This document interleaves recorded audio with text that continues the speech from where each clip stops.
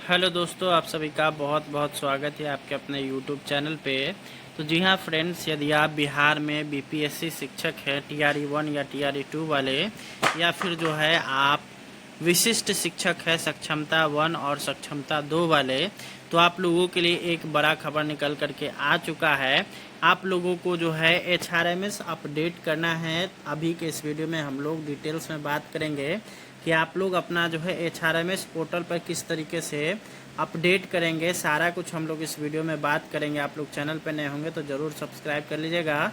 Video पसंद आए तो लाइक शेयर करिएगा। तो जब आप लोग जो है गूगल क्रोम पे जा कर के या फिर किसी भी ब्राउज़र में जा कर के लिखेंगे hrmsbihar.gov.in, तो आपको यह पोर्टल खुल जाएगा और इस तरह का आप लोग को देखने को मिलेगा, जिसमें यहाँ पर आपको इस तरह का इंटरफेस मिलेगा, जिसमें यहाँ पर बोलेगा यूज़र नेम और पासवर्ड, और इस कैप्चा को डालने के बाद आपको लॉगिन कर लेना है। अगर आपके पास यूज़र नेम पासवर्ड नहीं है तो आप लोग पहली बार अगर इसमें लॉगिन करेंगे तो बाय OTP का ऑप्शन है। यहाँ पे आप जैसे ही इस बाय OTP पे क्लिक करेंगे तो सिर्फ और सिर्फ मोबाइल नंबर जो आपका HRMS पर अपडेटेड है उसको डालेंगे तो OTP आपके उस पर आपके नंबर पे जाएगा, जिस पे क्लिक कर करके आप लोग लॉगिन कर लेंगे। उसके बाद फिर आप जो है पासवर्ड बना लेंगे। यूज़र आईडी आपको पहले ही मिल गया होगा, और जिनके पास यूज़र आईडी नहीं होगा वो यहाँ पे फॉरगेट यूज़र आईडी करेंगे। तो यहाँ पर जो है आपको जो है अपना मोबाइल नंबर डालेंगे और उसके बाद आप वहाँ से जो है यूज़र आईडी प्राप्त कर लेंगे। और यहाँ पे जब आप प्राप्त कर लेंगे तो उसके बाद फिर आपको इस तरह का इंटरफेस मिलेगा, इसमें लॉगिन कर लेना है। लॉगिन करने के बाद आपका जो है डिटेल्स यहाँ पे दिखने लगेगा, और आप लोग जो है अपना सर्विस बुक डाउनलोड करेंगे तो कुछ चीज़ें आपका सर्विस बुक में मिसिंग मिलेगा। क्या क्या चीज़ मिसिंग मिलेगा हम लोग उसको देखेंगे, और उन्हीं सारे चीज़ों को अपडेट करना है। सारा कुछ हम लोग इस वीडियो में बताएंगे आप लोग को। तो जब आप लोग जो है यहाँ पे अपना सर्विस बुक देखेंगे तो यहाँ पे कुछ चीज़ें आपका पहले से भरा हुआ मिलेगा, लेकिन कुछ चीज़ें आप लोग का भरना होगा। जैसे कि आपका नाम इसमें जो है आपका मिल जाएगा कि आपका नाम क्या है, वो यहाँ पे लिखा हुआ रहेगा। पिताजी का नाम क्या है, उसके बाद डेट ऑफ बर्थ क्या है, मैरिटल स्टेटस लिखा हुआ रहेगा, मैरिड अनमैरिड वगैरह। ठीक है, यहाँ पे क्या क्या चीज़ लिखा हुआ नहीं रहेगा, तो आपका आइडेंटिफिकेशन मार्क नहीं लिखा हुआ रहेगा, इसको अपडेट करना है। आधार नंबर आपका नहीं लिखा हुआ रहेगा, उसको अपडेट करना है। मोबाइल नंबर आपका इसमें पहले से रहेगा।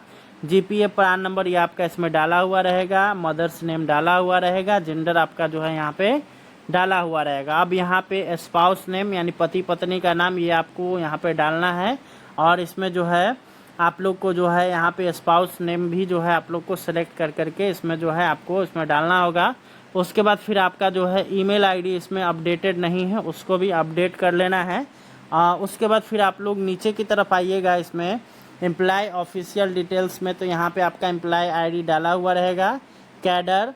उसके बाद आप लोग का जो है पेरेंट डिपार्टमेंट, उसके बाद करंट डिपार्टमेंट, उसके बाद बेसिक पे रिवीजन, उसके बाद बेसिक पे मोबाइल नंबर वगैरह यहाँ पे आपको देखने को मिल जाएगा, जो कि आपका वहाँ पे डाला हुआ रहेगा।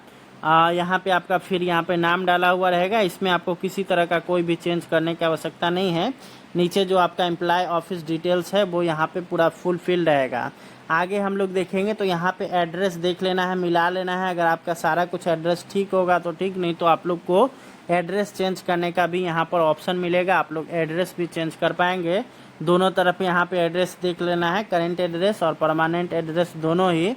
उसके बाद फिर जो है आप लोग को जो है यहाँ पर इसमें देख लेना है कि आपका सारा कुछ सही है कि नहीं। जैसे कि यहाँ पर आपका इनिशियल ज्वाइनिंग आईडी, ये आपका इसको आप नहीं सही कर पाएंगे, ये आपका इसी तरीके से रहेगा। उसके बाद फिर यहाँ पर आपका जो है ऑर्डर इशू कहाँ कौन सा ज़िला के हैं, वो यहाँ पर आप लोग को ज़िला सेलेक्ट करना होगा।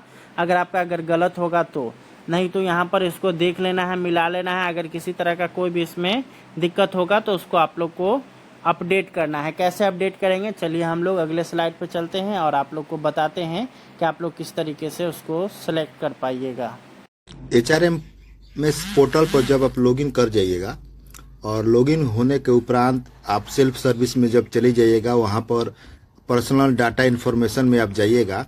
उसके बाद ऊपर में डाटा आपका नाम, आपका जो है HRMS का आईडी, आपका PRAN number, date of birth, आपका कौन सा डीडीओ हैं, वो सब कुछ लिखा हुआ रहेगा। उसके नीचे में ही स्क्रॉल कीजिएगा तो इस तरह से डाटा खुल करके आएगा। जैसे यहाँ पे देखिए लिखा हुआ रहेगा name, personal photo, personal mobile number, office mobile number, personal email ID, office email ID, father's name, mother's name, marital status, spouse name, permanent address, residential address, add और एडिट फैमिली डिटेल्स, ये सभी data खुल करके सामने आएगा। और आप एक एक डाटा, जिस भी डाटा में आप सुधार करना चाहते हैं उसको ऐसे आप क्लिक कीजिएगा। जैसे आप इसको, जैसे मान लीजिए नेम है, यहाँ पर हम इसको नेम को जैसे टच करेंगे तो यहाँ पर देखिए मेरा नाम, फर्स्ट नेम, मिडिल नेम और लास्ट नेम यह शो कर देगा। इस तरह से आप एक एक डाटा को, पर्सनल फोटो को भी, आप पर्सनल फोटो किस तरह का फोटो आपको अपलोड करना है ये जानकारी दे देते हैं। जैसे पर्सनल फोटो पर टच करते हैं तो जैसे यहाँ पर लिखा हुआ है चूज फाइल, यहाँ पर चूज फाइल पर जाइएगा तो उसके बाद सीधे आपको ले जाएगा आपके गैलरी में, वहां से फोटो चयन कीजिए। और ध्यान रखिए जो फोटो आप अपलोड कर रहे हैं वह फोटो जो है 100 KB के आसपास ही होना चाहिए, वही फोटो आपका यहाँ पर ले सकता है। उसके बाद मोबाइल नंबर भी अगर बदलाव करना चाहते हैं तो यहाँ पर चेंज कर सकते हैं। ऑफिस मोबाइल नंबर भी यहाँ पर डाल सकते हैं। Email ID, personal email ID भी यहाँ पर आप जोड़ सकते हैं अगर इसमें नहीं जुड़ा होगा। यहाँ पर इसको क्लिक करके देखिएगा, अगर नहीं है तो आप जोड़ सकते हैं। ऑफिस का ईमेल आईडी है तो ऑफिस का भी ईमेल आईडी इसमें आप जोड़ सकते हैं।